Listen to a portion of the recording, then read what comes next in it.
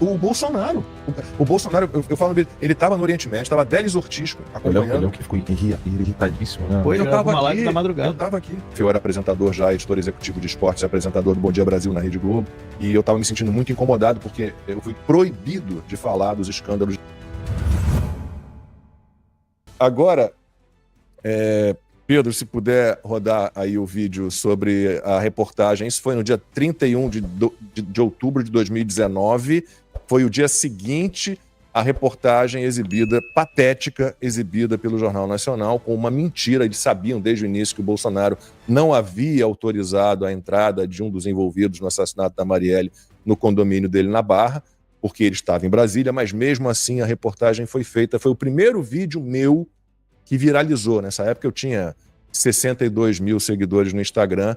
Neste dia eu ganhei 200 mil, num dia apenas. Vamos dar uma olhadinha, é um vídeo de 3 minutos. Você sabe o que é pré-pauta? Pré-pauta, simplificadamente, é uma sugestão de pauta, uma sugestão de matéria, de reportagem. Toda pré-pauta, elas surgem das mais variadas maneiras possíveis. Toda pré-pauta, ela é, de cara, verificada pelos produtores. Eles têm que saber, essa história existe realmente? É verdadeira?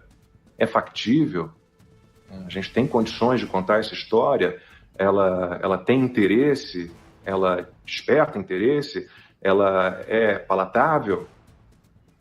Tudo isso tem que ser analisado. Quando tudo isso se confirma, essa pré-pauta vira pauta, que é produzida e vira matéria, vira reportagem. No caso da matéria exibida pelo Jornal Nacional sobre o depoimento do porteiro do condomínio do presidente Jair Bolsonaro, a pré-pauta não se confirmou. Claramente, rapidamente, se descobre que não é assim, não é como está lá no depoimento do porteiro. E é muito estranho que essa reportagem, que essa pré-pauta vire matéria, né, e seja chamada assim. Olha, a gente vai contar uma história para você agora, mais ou menos assim. Vamos contar uma história que é mentira, mas a gente vai contar mesmo assim. E aí, a narrativa dessa reportagem é confusa, né?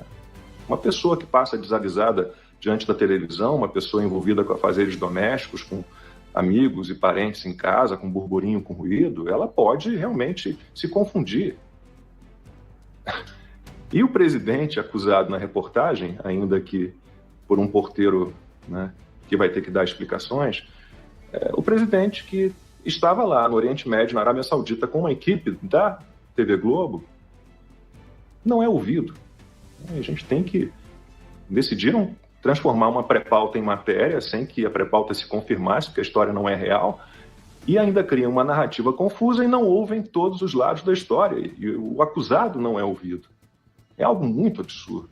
Isso já tinha acontecido, de certa forma, lá na época da campanha presidencial, o caso do WhatsApp, a Folha de São Paulo, uma pré-pauta. Olha, a campanha do Bolsonaro parece contratou várias empresas para disparar mensagens de WhatsApp.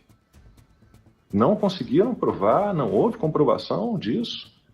E essa pré-pauta, mesmo assim, foi primeira página. Primeira página. Então, é triste. Eu digo sempre, repito, jornalista tem que ser imparcial, isento, curioso, desconfiado, ter sempre senso crítico. Sempre. A gente tem que trabalhar com a realidade, com a verdade, com as histórias reais. Acho interessante você ter comentado ali, né? O fato do jornalista ser curioso, ele ficar ali sempre se perguntando. Mesmo, né? que a sua fonte seja assim extremamente confiável, que ela nunca tenha dado uma fora contigo, entendeu? Mesmo assim, você tem o tempo inteiro que desconfiar. Ainda mais O numa tempo todo. acusação tão grave, né? Mas sempre. Sempre. Eu nem lembrava que eles não tinham ouvido o porteiro. Não, o Bolsonaro. O Bolsonaro, eu falo no vídeo, ele estava no Oriente Médio, estava Delis Ortiz acompanhando. Eu lembro que ficou irritadíssimo, né? Foi, ele gravou uma live da Eu madrugada. estava aqui. Mas aí, essa história eu já contei, desculpem. Tem gente que gosta, tem gente que não gosta das minhas histórias, mas bem rapidinho. No fim de semana seguinte à gravação desse vídeo, que me deu, neste dia, 200 mil novos seguidores no Instagram, né? A desespero da minha colega na época na Band, não vou nem falar. Ai, você só tem 62 mil seguidores no Instagram. Como é aquilo? Não, é outra. Essa é outra. Ah, tá. Não, essa era mais pesada, mas emagreceu.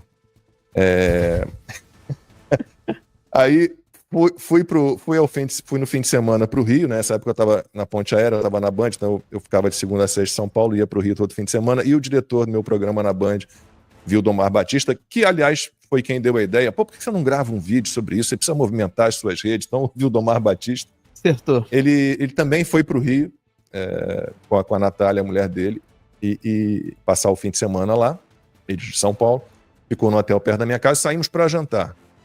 Fomos a um restaurante muito bom, chamado Levan, ali no Barra Shopping.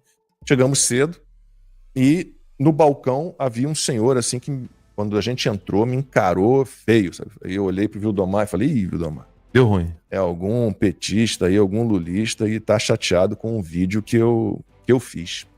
O vídeo destruindo a matéria do Jornal Nacional e defendendo o Bolsonaro. Naquele momento era necessário. E o cara me olhava. Dali a pouco vem o maître com uma garrafa de champanhe francês, muito bom, e deixa na nossa mesa. Eu falei, mas nós não pedimos champanhe. Eu falei, não. Eu esqueci o nome dele, peço desculpas. O senhor não sei o que é o dono do restaurante, gosta muito do seu trabalho e mandou entregar esse champanhe aqui na mesa. Aí daqui a pouco veio o dono falar comigo. Aí ele, eu não quero incomodar o jantar de vocês, mas Lacombe, eu queria só dizer que, graças a você, agora eu sei o que é uma pré-pauta. Olha que legal. Cara, eu fiquei tão feliz. Uau. Mas tão feliz. Falei, puxa vida, que bom, né? E fiquei contente. Não, mas rapidinho, CBF, né? O Edinaldo Rodrigues foi afastado de novo. O Wesley tá vindo com aquele amigo lá, hein? Tá, é uma história longa, vamos dar uma resumida aqui. O Edinaldo Rodrigues foi lá presidente da Federação Baiana de Futebol por 18 anos, aí depois virou vice-presidente da CBF, aí o Rogério Caboclo assumiu, aí foi acusado de assédio sexual e assédio moral, aí o Edinaldo Rodrigues assumiu a presidência, aí disseram que a eleição tinha sido... Cara, já voltou.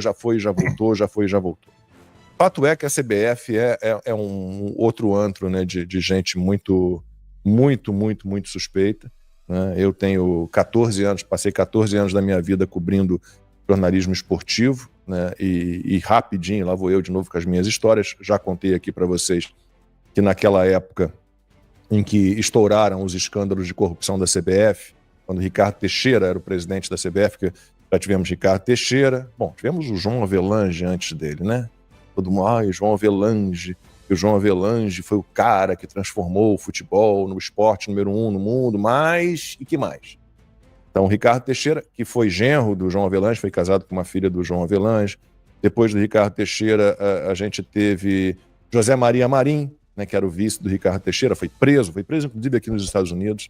Né? Depois do José Maria Marim, Marco Polo Del Nero, Rogério Caboclo, denúncia de assédio sexual e assédio moral, e agora o Edinaldo Rodrigues. Né? E eu já falei para vocês que quando começaram a surgir as denúncias de corrupção na CBF, eu era apresentador já, editor executivo de esportes e apresentador do Bom Dia Brasil na Rede Globo, e eu estava me sentindo muito incomodado porque eu fui proibido de falar dos escândalos de corrupção envolvendo o Ricardo Teixeira e a CBF. Eu ouvi do chefe de redação na época o seguinte: Lacombe, tá maluco tocar nesse assunto? Nós temos contrato com os caras, a gente não vai entrar nesse assunto. E pior, um pouquinho depois, eu fui obrigado a fazer uma reportagem, homenagem ao João Avelange. Eu fui ao escritório dele no centro da cidade, no Rio, de terno e gravata, meu cinegrafista de terno e gravata, os 2 assistentes de terno e gravata, porque o João Avelange só dava entrevista para jornalistas que trajassem terno e gravata, ele não dava. E foi a única vez na minha carreira, me sinto até um pouco envergonhado de admitir, foi a única vez na minha carreira em que eu fui com uma pauta fechada. As perguntas feitas pela direção eram apenas perguntas elogiosas, de alguma forma, que permitiriam o João Avelange falar o quão maravilhoso ele sempre foi como pessoa, como esportista, como dirigente esportista. Foi uma situação muito ruim que eu passei. Mas é isso. Temos uma CBF virada... É um exemplo, né? É um exemplo do que é o Brasil, né? Exato.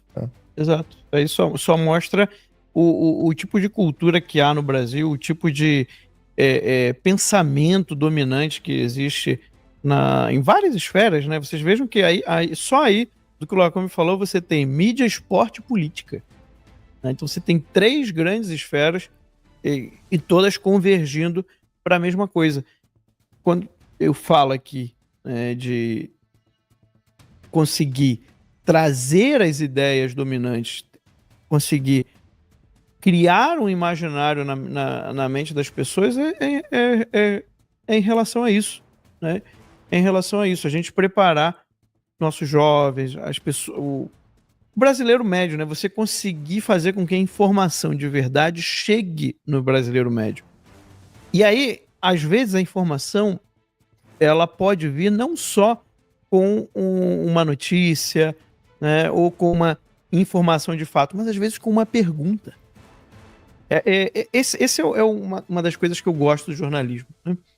Fazer as perguntas que ninguém quer fazer.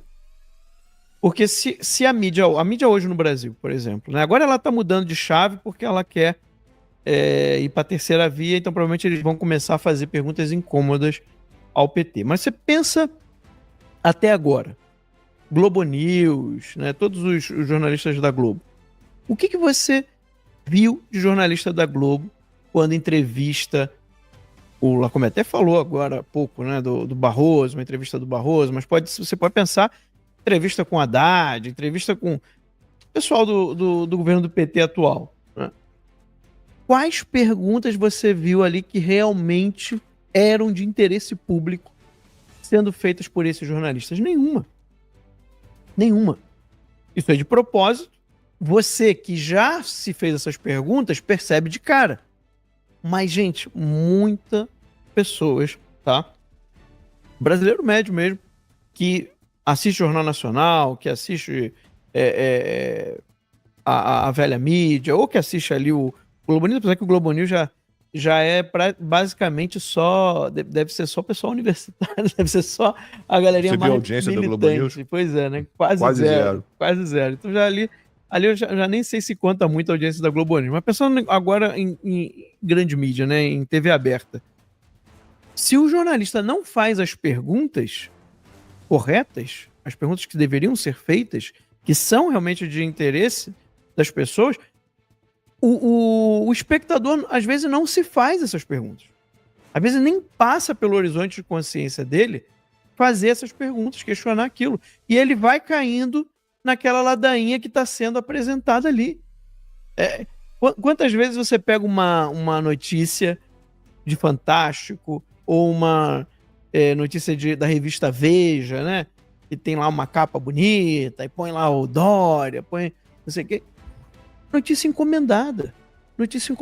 É para criar mesmo no imaginário das pessoas que aquele político tem uma relevância, que aquele político ali ele é muito bom, que ele vai levar o Brasil para frente, que vai trazer... Ou seja, o jornalismo ele também tem esse poder, tá? De conquistar ideias nas massas, de cultivar ideias nas massas. E é por isso que ele é tão poderoso. Eu não sou Jamil Chad, mas tenho minhas fontes. Lembra daquela capa do João Dória, com aquelas caixinhas de Coronavac na mão? Não. A Veja? Não. Eu tenho fontes. 300 mil. Essa minha fonte falou, ó, pagou 300 mil para ter aquela capa. Cara. Na época, né? Não lembro quanto foi, 2021 talvez. Troco de... Foi uma capa na Veja, cara.